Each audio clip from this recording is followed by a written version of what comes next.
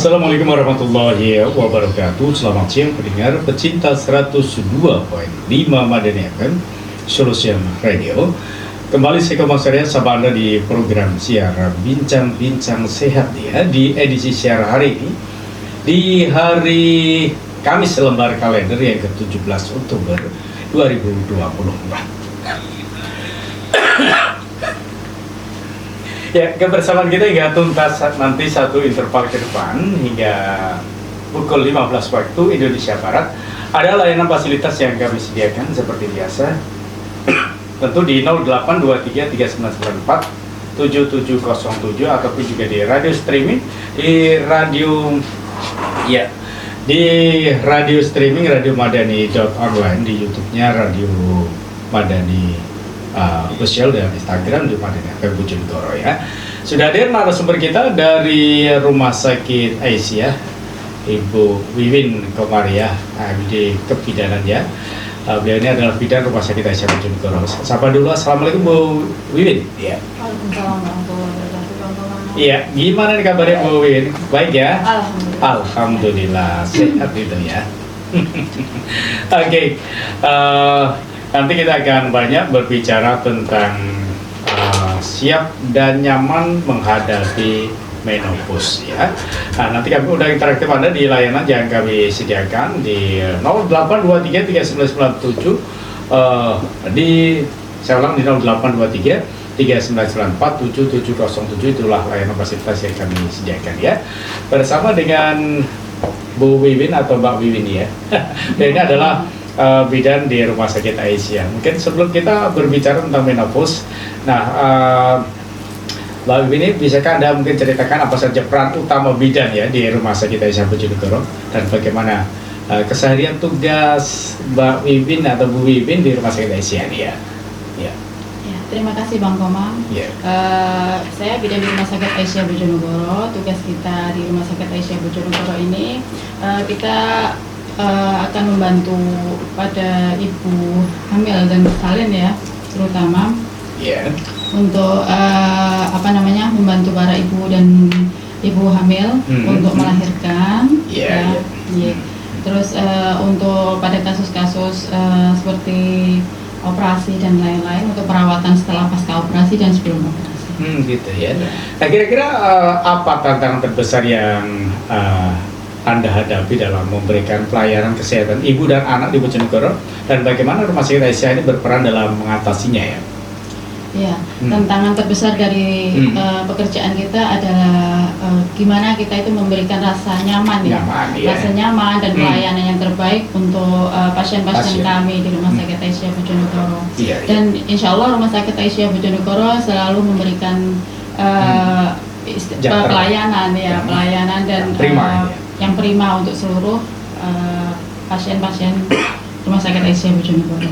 Ya, apakah selama ini ada pernah mengalami komplain dari pasien atau keluarga pasien itu?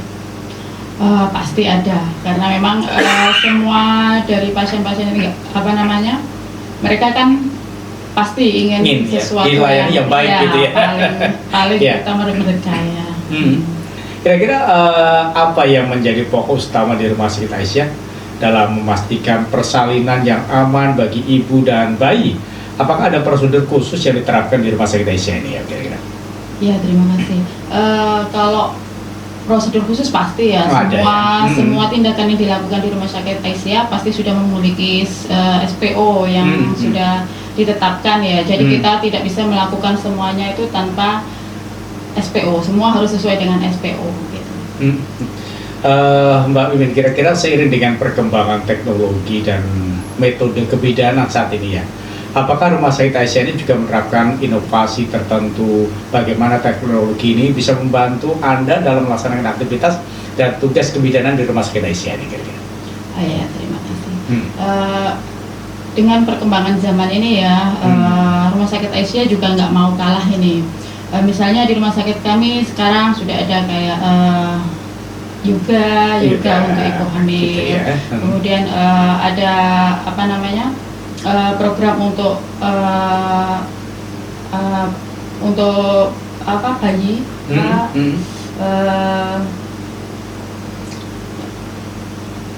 ada program yang memang Program spesial untuk menangani bayi. Iya, iya itu. Itu memang upaya dilakukan pelayanan di Rumah Sakit Aisyah ya. Inovasi-inovasi edukasi yang bisa diterapkan. Nah, pendengar pecinta Madani, kita saat ini akan masuk pada tema kita terkait tentang menopause gitu ya. Sebenarnya apa sebenarnya yang terjadi di tubuh wanita saat memasuki fase menopause ini ya? Atau mungkin bisa dijelaskan dulu menopause itu apa gitu ya? Bagi kami mungkin awam ini, membacanya saja masih kesulitan ya. Iya, terima kasih. Menopause sendiri ini Bang Komang, memang adalah fase yang memang harus dilalui ya untuk semua wanita ya. Jadi pada fase wanita itu kan mengalami semuanya ya, semua mengalami fase di mana mulai dari anak-anak, kemudian memasuki masa remaja, pubertas, kemudian dewasa, dan akhirnya akan memasuki ke fase menopause ini.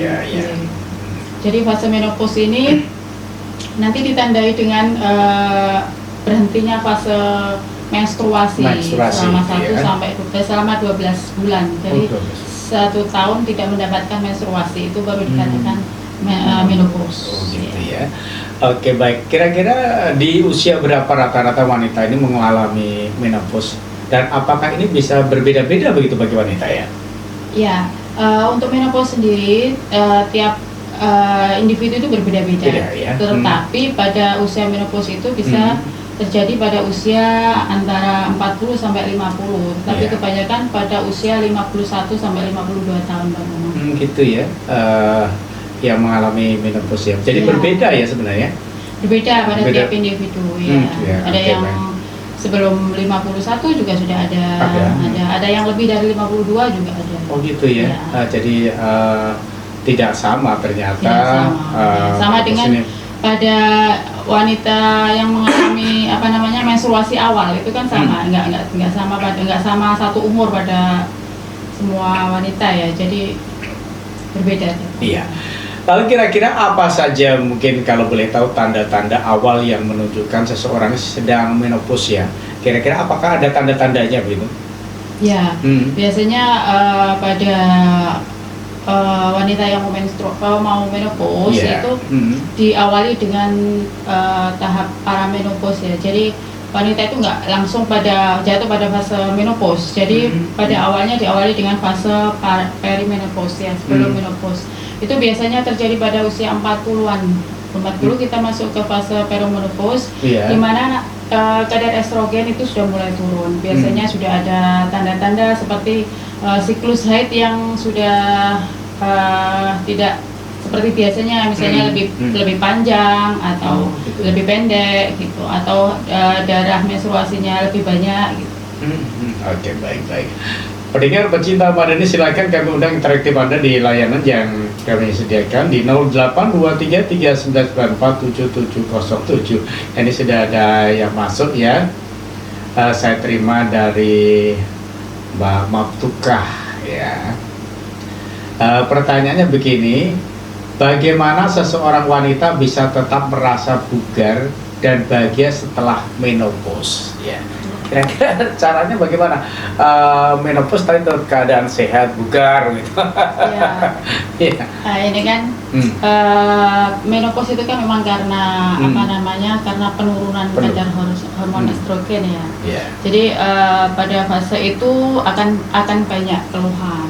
Biasanya seperti itu karena hormon estrogen sendiri sangat berpengaruh pada hormon pada tubuh seorang wanita.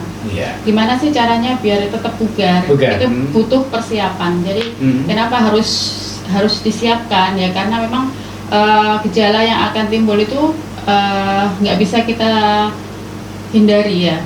Jadi harus dipersiapkan mulai dari awal. Kita harus makan makanan yang sehat, kemudian olahraga yang teratur, kemudian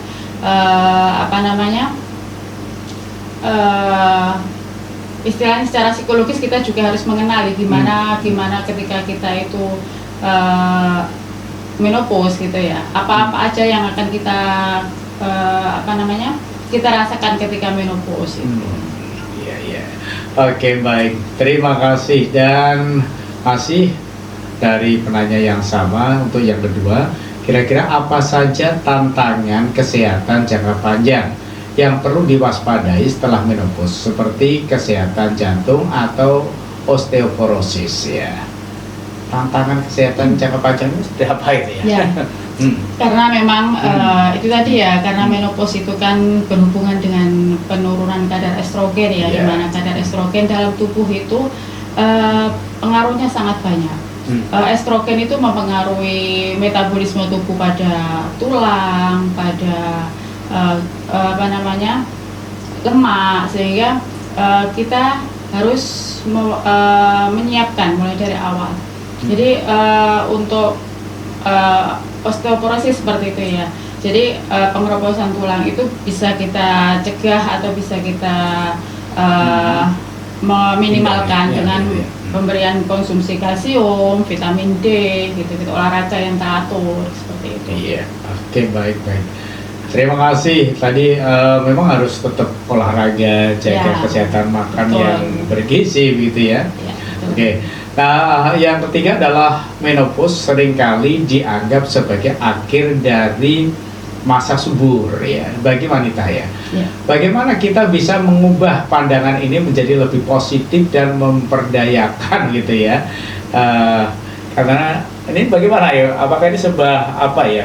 Bagi wanita menjadi sebuah hal yang menakutkan gitu menopause ini? Bagaimana gitu ya? Ya, kalau menopause sendiri memang kan karena secara reproduktif memang sudah nggak produktif lagi ya, secara fungsi reproduksi. Tetapi pada yang lain kan kita masih tetap bisa. Jadi misalnya aktivitas kita masih bisa seperti biasa, kreativitas kita masih bisa kita kembangkan, kita masih bisa bermanfaat untuk orang lain. Jadi tetap positif walaupun pada masa-masa menopause. Ya. Tetap positif ya. Oke, baik. Terima kasih tadi yang sudah ikutan gabung di program siar bincang-bincang asik ya, bincang-bincang sehat ya bersama dengan Rumah Sakit Aisyah. Nah, Mbak Wiwin ya, kira-kira bagaimana perubahan hormon saat menopause mempengaruhi tubuh dan pikiran bagi wanita ini ya? Maksudnya maksud perubahan hormon saat menopause ini seperti apa ya? Ya, jadi sebelum menopause itu kan hormon estrogen itu kan berperan pada hampir sebagian besar ya di tubuh wanita. Misalnya reproduksi, kemudian metabolisme lemak, kemudian metabolisme tulang gitu kan. Jadi misalnya pada fungsi reproduksi ketika kita sudah menopause berarti secara reproduktif kita sudah berhenti. Kemudian pada metabolisme tulang misalnya ketika estrogen turun maka kepadatan tulang itu juga akan menurun. Kemudian pada metabolisme lemak misalnya lemak pada metabolisme lemak ini perempuan akan lebih gampang untuk gemuk. Gitu ya. Jadi ketika menopause akan gemuk ya. Kira-kira apa saja gejala fisik yang paling umum dirasakan oleh wanita yang sedang menopause ini ya? Kira-kira gejala fisik yang bisa dialami begitu? Ya, kalau gejala fisiknya biasanya kita sering menyebutnya hot flushes ya. Jadi rasa panas pada bagian tubuh, dada sampai leher terus ke bagian muka gitu. Kemudian bisa keringat dingin pada malam hari, bisa rasa kering pada kulit. Kemudian biasanya orangnya lebih moody gitu. Jadi gampang emosi gitu. Pada sama seperti kalau orang-orang yang sebelum menstruasi itu. Baik. Baik, terima kasih. Tadi jika ada masukan, sekarang saya terima dari Rosi ya. Assalamualaikum warahmatullahi wabarakatuh. Ya, saya Rosi. Ikut mau tanya ini, pertanyaannya, apakah ada langkah-langkah yang bisa diambil sebelum menopause untuk mempersiapkan tubuh dan pikiran. Kira-kira apakah ada langkah-langkah yang bisa diambil itu ya sebelum menopause itu datang gitu ya? Ya, Bagaimana untuk mempersiapkan dirinya gitu ya, mental maupun fisiknya. ya mental maupun fisik ya. Jadi itu tadi persiapannya karena memang apa namanya penurunan estrogen itu kan dia kan awalnya pada perimenopause dia turunnya bertahap ya. Kemudian pada masa menopause dia akan estrogen itu turunnya akan drastis. Jadi pada fase itu sebelum penurunan itu nanti kita bisa mempersiapkan. Jadi secara psikologis misalnya kita harus sudah tahu dulu menopause itu seperti ini. Jadi keluhan-keluhan yang akan muncul itu seperti ini. Jadi nanti ketika ada keluhan itu kita sudah siap untuk menjalani. Kemudian secara fisik itu tadi karena memang estrogen itu berpengaruh terhadap tulang, terhadap kulit gitu. Jadi kan kita perawatannya sudah mulai sebelum menopause. Jadi misalnya kepadatan tulang kita bisa olahraga sejak muda. Jadi bukan ketika sudah menopause baru olahraga. Ya. Jadi sebelum menopause olahraganya sudah bagus. Pola makan diatur seperti itu. Jadi tidak ada yang instan. Jadi pas menopause baru dilakukan nggak bisa ya. Ya kebanyakan kan demikian ya, olahraga setelah sakit. Habis sakit baru olahraga. Sebelum sakit tidak pernah olahraga. Oke, baik. Terima kasih tadi untuk pertanyaan yang pertama sudah dijawab. Untuk pertanyaan yang kedua masih dari Mbak Rosi, bagaimana pola makan dapat mempengaruhi kenyamanan selama menopause? Apa saja makanan yang disarankan ya? Apakah pola makan ini bisa mempengaruhi kenyamanan selama menopause? Kira-kira juga apa ya makanan yang disarankan ini? Oh iya, memang makanan-makanan yang disarankan ada beberapa untuk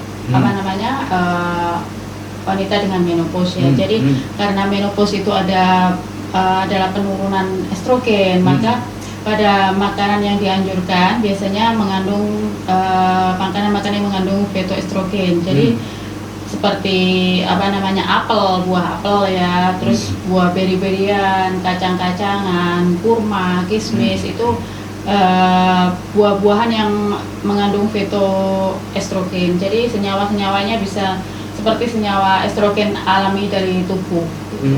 Oke, baik. Ini untuk masih bersama dengan Pak Rosi untuk pertanyaan yang ketiga.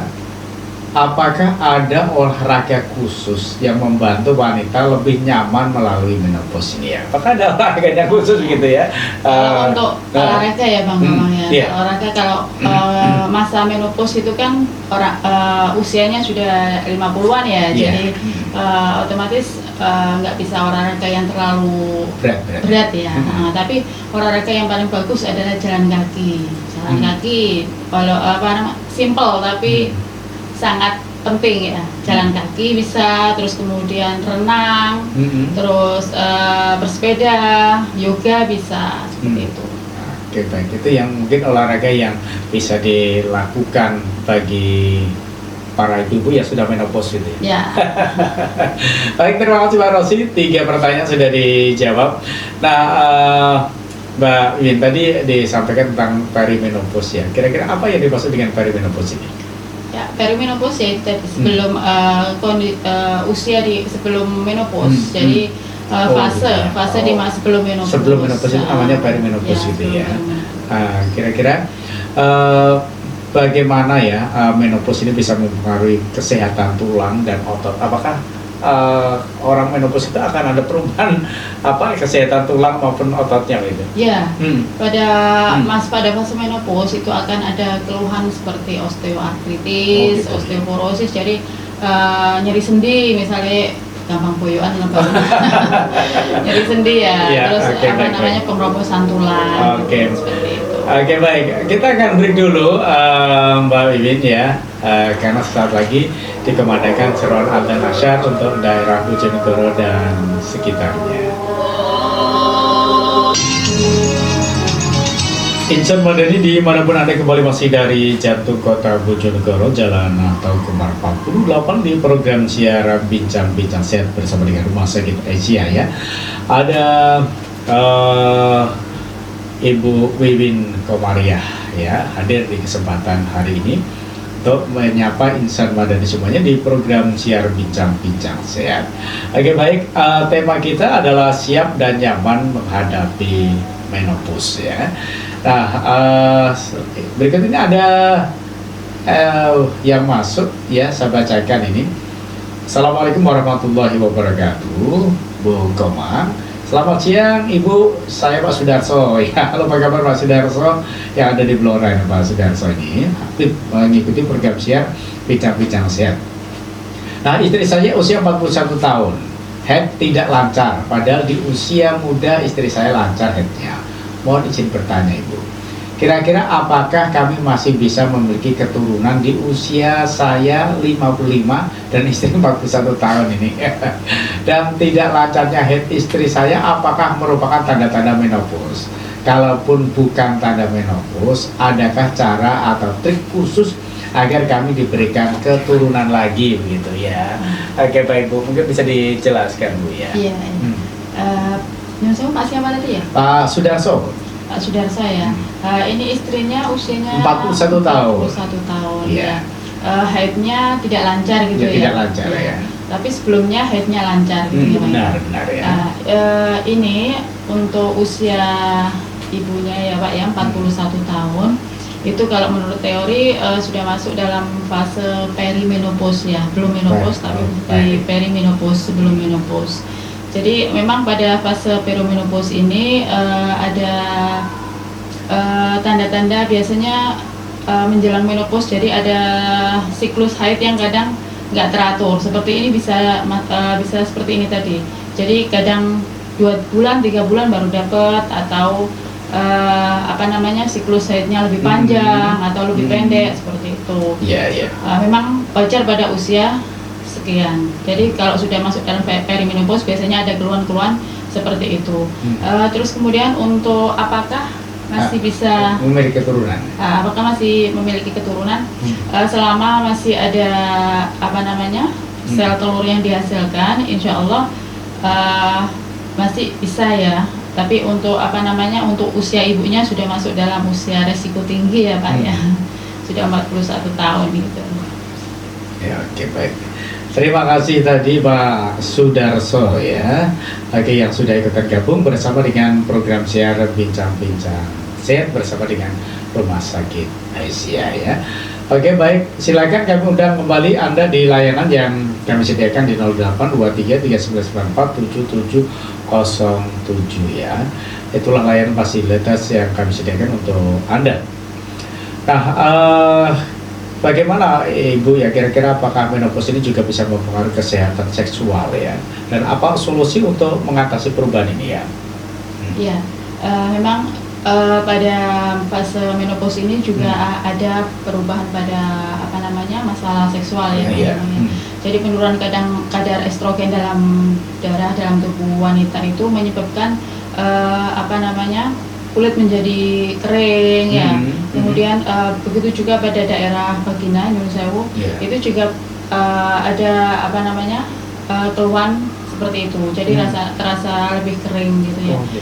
Jadi terus kemudian ada penurunan libido seperti itu juga ada. Jadi keluhan seperti itu. Kemudian bisa ditangani dengan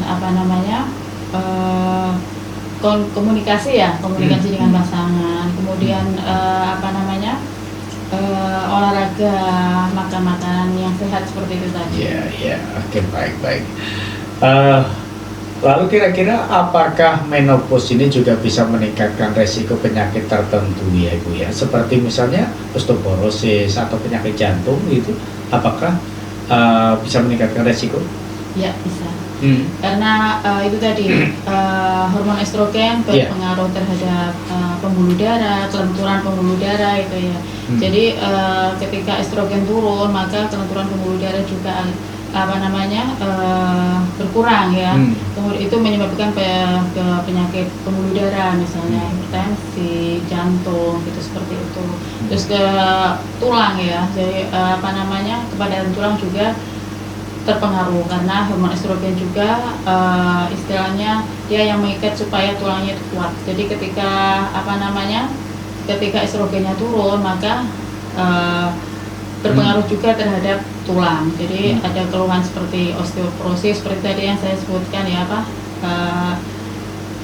radang sendi gitu ya. Kemudian osteoartritis sama osteoporosis perubahan tulang. Oke, baik. Tadi disampaikan bahwa menopause ini bisa mempengaruhi kesehatan seksual. Lalu bagaimana ya cara terbaik untuk mendiskusikan menopause dengan pasangan atau anggota keluarganya begitu ya? Ya, apakah memang ada cara-cara terbaik untuk dikomunikasikan, didiskusikan dengan pasangannya? Jangan-jangan nanti ada salah satu pasangan itu yang tidak bisa menerima atau suaminya itu tidak menerima gitu ya dengan kehadirannya atau menopause ini. Ya, jadi karena memang menopause itu kan berpengaruh tadi ya terhadap daerah vagina misalnya menjadi kering, kemudian sekretnya menjadi berkurang gitu kan. Bisa diatasi selain dengan komunikasi yang baik ya. Kalau memang dibutuhkan bisa pakai pelumas tambahan bisa seperti itu ketika berhubungan badan seperti itu. Oke, begitu ya. Oke, baik. Berikut ini saya terima dari Ridwan. Dari Ridwan ya. Ternyata juga cowok ikut gabung ya. Biar sama-sama ngerti Pak. Oh gitu ya. Oke, baik-baik. Nah, bagaimana pentingnya tidur yang cukup saat menghadapi menopause dan bagaimana mengatasi masalah tidur ya? Apakah memang ada gangguan tidur bagi orang yang sudah menopause itu? Ya, jadi pada wanita yang menopause itu akan ada gangguan tidur ya. Bisa diatasi misalnya dengan olahraga Pak. Ketika badan kita sirkulasi darah kita bagus, itu nanti kan bisa pakai bisa memperbaiki siklus tidur kita. Kemudian mengurangi kafein misalnya pada kopi atau teh seperti itu. Konsumsi makanan atau minuman yang tinggi kafein dikurangi seperti itu. Begitu ya. Oke, baik. Terima kasih. Berikutnya ini juga saya lanjut untuk pertanyaannya. Apa peran suplemen atau terapi hormon dalam meredakan gejala menopause? Dan apakah ada resiko penggunaannya ya? Karena ada suplemen atau bisa membantu terapi menopause ini? Pada pasien-pasien tertentu ya yang membutuhkan terapi hormonal, bisa dilakukan terapi hormonal, tetapi terapi hormonal ini nggak bisa dilakukan sembarangan ya Bang ya, karena ada beberapa yang harus dikaji lagi ketika penggunaan terapi hormonal ini.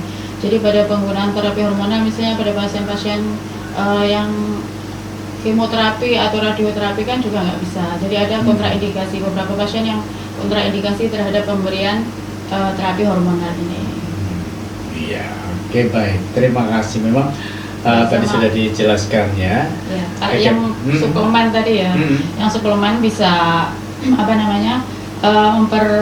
memperbanyak pada konsumsi vitamin B12, B6, kemudian vitamin D untuk tulang gitu ya, seperti itu.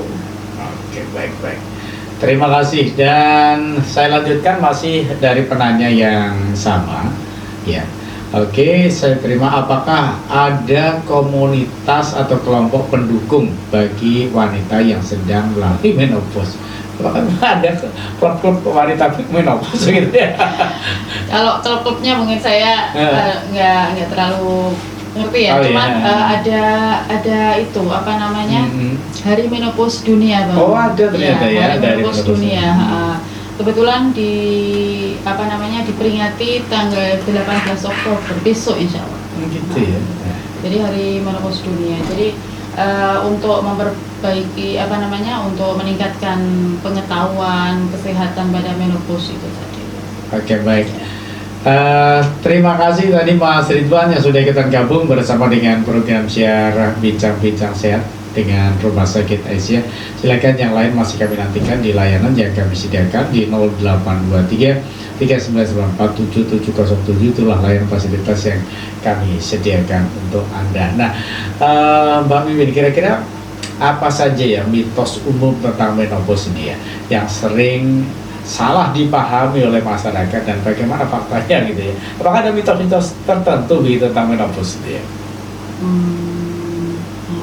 Apa ya ya tidak ada apa ya? namanya? Mungkin masyarakat lebih ke kalau sudah menopause kayaknya secara apa namanya produktivitas mungkin ya produktivitasnya sudah nggak terlalu itu. Jadi ketika apa namanya kayak lebih ketika kita nggak bisa menerima itu kita akan minder lah istilahnya itu gitu. ya. Ya kalau sudah menopause biasanya apa rasa pedenya berkurang gitu ya. Oke, kira-kira setelah menopause ini bagaimana wanita ini dapat tetap menjaga kualitas hidup dan kesehatannya agar tetap bugar, tetap aktif berorganisasi, tetap aktif dalam melaksanakan segala aktivitas. Kira-kira bagaimana ya yang bisa dilakukan? Ya tetap. Jadi itu tadi kenapa harus siap untuk menopause ya. Jadi ketika kita sudah menyiapkan apa-apa yang harus apa-apa yang akan kita lakukan dan apa-apa yang akan terjadi ketika menopause, maka kita akan lebih siap ya, lebih siap dan siap menjalani dan nyaman untuk menjalani masa-masa menopause itu dengan tanpa mengurangi apa namanya karir kita, kemudian kebermanfaatan kita untuk semuanya, untuk sesama, untuk organisasi kita bisa melakukan apa aja. Gitu. Tetap bermanfaat walaupun sudah dalam masa menopause. Iya, oke, jangan sampai ketika menopause ini akhirnya terus merasa minder, tidak melakukan aktivitas yang lain yang bermanfaat gitu ya. Oke, baik. Nah ini ada Ajah Sulaiman ya. Aku ya ikut gabung Bung gitu ya. Apa nih? Nah, kalau usia 70 lebih masih butuh terus gimana? Apa ini kelainan gitu ya? Maksudnya usianya sudah 70 tahun, tapi masih butuh mungkin berhubungan sama istri begitu ya. Apakah ini memang ada kelainan begitu ya? Padahal sudah menopause gitu. Oh iya. Walaupun sudah menopause sebenarnya ya tetap bisa Bang. Cuman mungkin secara itu tadi penurunan libido ya dan seperti itu. Kemudian ada beberapa keluhan yang dikeluhkan ketika berhubungan seksual seperti itu. Iya, tapi tetap masih bisa. Oh gitu ya. Oke. Baik, pendengar pecinta Madani, silakan masih kami undang interaktif Anda di layanan yang kami sediakan di 082339947707. Tadi juga ada yang sudah masuk. Kira-kira seberapa efektif terapi hormon ya untuk mengatasi gejala menopause ini, dan apa saja kita kira-kira potensi resiko atau manfaatnya dengan terapi hormon ini? Tadi yang sempat disinggung di awal tadi. Oh, iya. Untuk terapi hormon sendiri sebenarnya ya untuk membantu keluhan-keluhan yang dirasa mengganggu aja Bang sebenarnya. Kalau memang apa namanya kita bisa menjalani itu tanpa terapi hormon ya it's okay sebenarnya ya. Cuma karena itu tadi terapi hormon nggak bisa diberikan secara apa namanya, harus ada beberapa yang dikaji ya, bisa diberikan secara semua bisa dikasih terapi hormon. Nah jadi ada beberapa pasien yang kontraindikasi untuk pemberian terapi hormon ini. Iya. Oke, baik, Mbak Imin ya, kira-kira kan banyak wanita yang melaporkan perubahan dalam kehidupan seksual mereka saat menopause ya. Jadi ada perubahan gitu. Kira-kira apa yang bisa dilakukan untuk menjaga kesehatan seksual selama periode menopause ini ya kira-kira? Iya. Itu tadi kalau memang karena memang ada keluhan-keluhan seperti itu ya, seperti apa namanya kering, kemudian pada daerah misfi misalnya, kemudian nyeri saat berhubungan atau penurunan libido, itu memang keluhan yang memang ada pada fase-fase menopause ya. Jadi seperti itu tadi, jadi komunikasi dengan pasien, komunikasi dengan pasangan ya. Jadi ketika sama-sama tahu, insya Allah bisa dikomunikasikan dengan baik ya. Kemudian memang kalau dibutuhkan bisa pakai pelumas tambahan misalnya seperti itu. Kemudian olahraga juga bisa dengan olahraga yang bagus, nanti insya Allah bisa gitu ya. Oke, baik. Lalu kira-kira apakah menopause ini dapat mempengaruhi berat badan atau metabolisme ya seseorang? Terus bagaimana cara itu mengelolanya begitu ya? Apakah kalau orang menopause ini berat badannya akan menurun begitu atau malah tambah berat gitu ya? Menopause ini kan penurunan estrogen ya.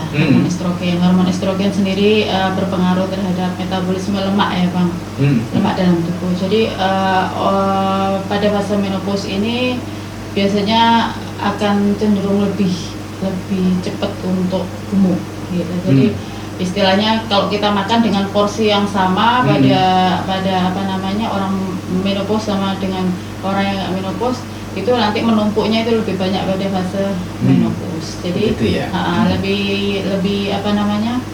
lebih cepat, lebih gampang untuk gemuk gitu ya. Iya, jadi tambah gemuk gitu ya. Iya, bisa diatasi, bisa dikurangi lah, dikurangi dengan olahraga. Iya. Oke, selain gejala fisik misalnya tadi yang disebutkan gemuk tadi ya, apa saja perubahan emosional yang mungkin dialami selama menopause? Apakah ada perubahan emosionalnya juga, mengalami perubahan menjadi pemarah atau bagaimana begitu? Iya. Atau pendiam gitu ketika menopause?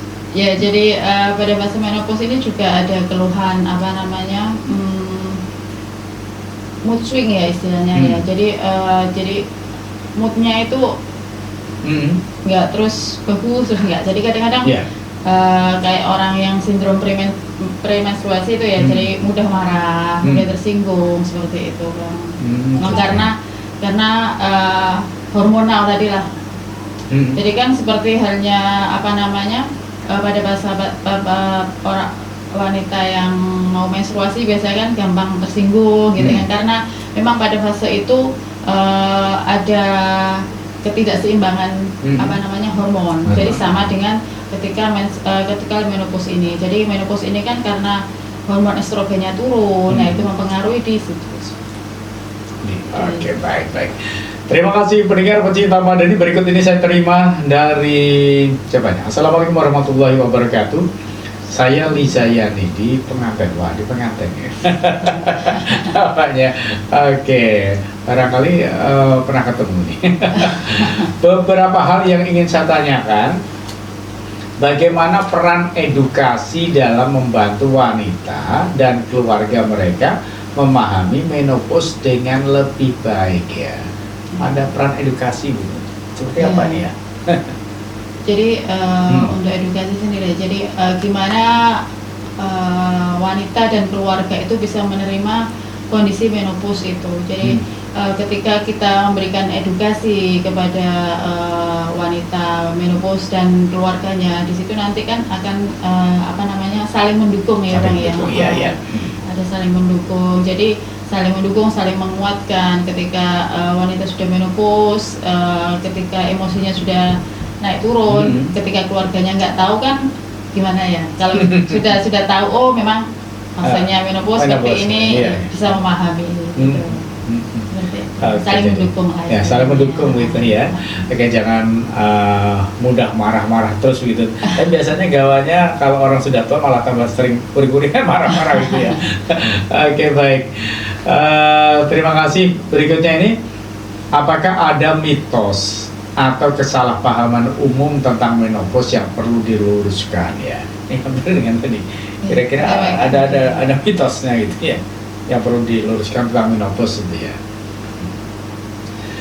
Baik, terima kasih. Tadi memang anggapan-anggapan yang merasa kalau menopause itu sudah apa ya, tidak produktif terus minder dan sebagainya. Ini mari kita hindarkan. Tetap Anda bisa apa ya, produktif dalam hal yang fisiknya begitu ya. Oke, baik. Berikutnya ini, seberapa penting konsultasi dengan profesional kesehatan saat menghadapi menopause, dan kapan waktu terbaik untuk memulai konsultasi gitu? Apakah ketika sudah terjadi menopause atau mungkin sebelum menopause ini kita konsultasi dulu? Ya, untuk konsultasi ke tenaga kesehatan bisa dilakukan ketika misalnya pada fase di mana ada perubahan siklus menstruasi biasanya kan di situ nanti ada apakah dia sudah benar-benar masuk dalam fase menopause atau belum, karena memang menopause itu fase tidak haid selama 12 bulan itu dalam tanda kutip tanpa intervensi, dalam artian ada pasien-pasien yang menggunakan alat kontrasepsi misalnya Bang ya. Jadi dia nggak dapat haid selama 1 tahun, tapi sebenarnya dia bukan dalam masa menopause, tapi sebelumnya karena pengaruh KB-nya tadi bisa seperti itu. Gitu ya. Oke, baik. Terima kasih tadi Mbak Lisa Yani yang sudah ikutan gabung bersama dengan program siar Bincang-Bincang Sehat bersama dengan Rumah Sakit Aisyah. Di kesempatan hari ini kita berbicara tentang menopause ya. Nah, kira-kira Mbak Wiwin ya, bagaimana cara untuk mengenali dan mengelola gejala kecemasan atau depresi selama fase menopause itu ya? Biasanya kan orang itu merasa cemas awal-awalnya gitu ya, depresi begitu. Jangan-jangan nanti suami saya tidak bisa menerima gitu ya. Nah, kira-kira bagaimana cara untuk mengenali atau mengelola tentang kecemasan ini? Ya, memang manajemen emosi ya. Pada fase ini memang mungkin lebih di komunikasi ya Bang ya, kecemasan semua pada fase ini, ketika kita tahu bahwa fase ini memang seperti ini gitu kan, dan memang ini adalah fase wajar ya, fase yang wajar dan semua wanita akan mengalami ini. Jadi akan lebih menerima ketika kita itu sudah siap dengan fase saya sudah memang harus di fase ini gitu. Nggak bisa ditolak ya. Jadi harus diterima dan dijalani, diisi dengan hal-hal yang positif. Gitu ya. Dikomunikasikan dengan sang suami, dan memang itu sudah kodrat gitu ya. Wanita akan mengalami seperti itu ya. Oke, jangan habis manis sepah dibuang gitu. Oke, kira-kira seberapa penting ya edukasi kesehatan reproduksi bagi wanita di Bojonegoro ini? Dan kira-kira upaya apa saja dilakukan di Rumah Sakit Aisyah untuk meningkatkan kesadaran masyarakat terkait tentang reproduksi wanita atau menopause ini? Ya, untuk edukasi ya, tadi ya. Kesehatan reproduksi. Edukasi kesehatan reproduksi memang sangat penting ya. Dimulai dari masa pra-balik ya, mulai dari anak-anak, kemudian nanti ada fase remaja, kemudian fase reproduksi, kemudian fase menopause. Ini semuanya untuk edukasi itu sangat penting ya di Bojonegoro ini. Di ICU Rumah Sakit Aisyah ini untuk edukasinya kita sudah melakukan edukasi misalnya pada ke pasien-pasien, kita bisa masuk ke fase anak-anak misalnya, kita masuk ke SD, kita kasih edukasi tentang misalnya kesehatan reproduksi masa-masa awal-awal balik seperti itu. Kemudian nanti pada organisasi-organisasi seperti di Aisyah gitu, kita ngasih edukasi atau isi dengan